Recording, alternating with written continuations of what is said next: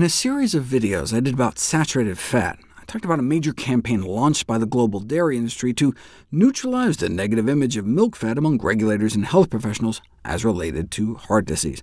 That campaign continues to this day, with the publication of a meta-analysis demonstrating neutral, meaning non-harmful, associations between dairy products and cardiovascular disease and death. OK, well, first of all, how do we know the dairy industry had anything to do with this study? Well, it was published in a journal that forces authors to disclose financial conflicts of interest. Let's see what they divulged. Dairy, the fourth largest dairy company in the world, dairy, milk, beer, soda, McDonald's, dairy. Oh, and the study itself was explicitly funded by dairy. OK, then. The other big new one was this, suggesting that a little bit of cheese every day isn't just neutral, but actually good for you.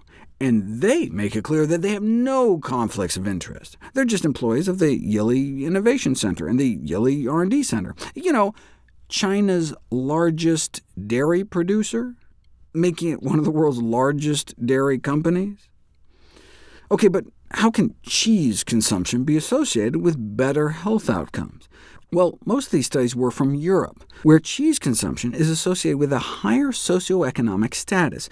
See, in Europe, they're not eating Cheese Whiz and Velveeta. Cheese is generally an expensive product, and so who eats cheese? Those with higher-paying jobs, higher socioeconomic strata, higher education levels, all of which are associated with better health outcomes, which may have nothing to do with their cheese consumption.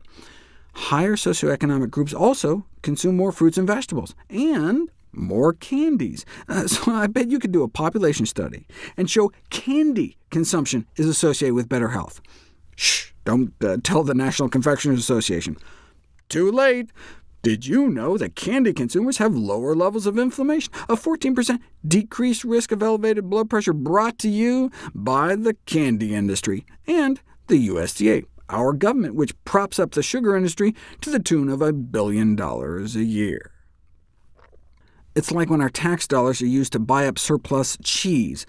Paul Shapiro wrote a great editorial. Imagine the headline, "Government buys $20 million in surplus Pepsi," or hard-earned tax dollars buying up millions of unwanted cola cans, all as a favor to the flailing soda industry, which just kept producing drinks no one wanted. As outrageous as such a government handout to the soda industry would be, that's exactly what the USDA is doing for the dairy industry. Michelle Simon did a great report on how her government colludes with the industry to promote dairy junk foods. The federal government administers checkoff programs to promote milk and dairy. McDonald's has 6 dedicated dairy checkoff program employees at its corporate headquarters to try to squeeze in more cheese. That's how we got double steak quesadillas.